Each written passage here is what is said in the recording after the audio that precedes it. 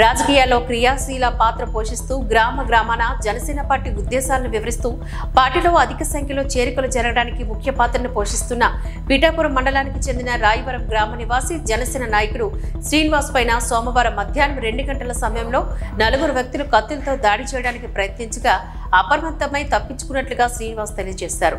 Party కార్యాలయంలో Janasena party రాష్ట్ర అధికార ప్రతినిధి దాసరి కిరణ్ ఆధ్వర్యంలో ఏర్పాటు చేసిన పాత్రికేయ సమావేశంలో ఆయన ఈ సందర్భంగా మాట్లాడారు. పార్టీ కార్యాలయం సమీపంలో 2 వ్యక్తులు రెక్కి నిర్వహించగా మరో 2 వ్యక్తులు స్కూటీపై వచ్చి రోడ్లపైన నిల్చున్న శ్రీనివాస్ కు ఎదురుగా నిలిచి బట్టకు చుట్టి ఉన్న కత్తులను తీస్తూ ఉండగా శ్రీనివాస్ బిగ్గరగా గద్దించడంతో వారు పరారు కావడం ఎదురుగా ఉన్న సత్య స్కాన్ సెంటర్లో అమర్చిన సీసీ ఫుటేజ్ లో కనిపిస్తోంది. ఈ చర్యలకు పాల్పడిన వారిని వదిలిపెట్టేది లేదని ఇది రాజకీయ దుశ్చర్య అని అన్నారు.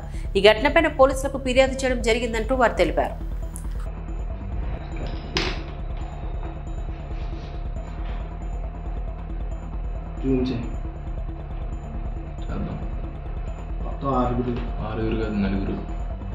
కత్తి మధ్యలో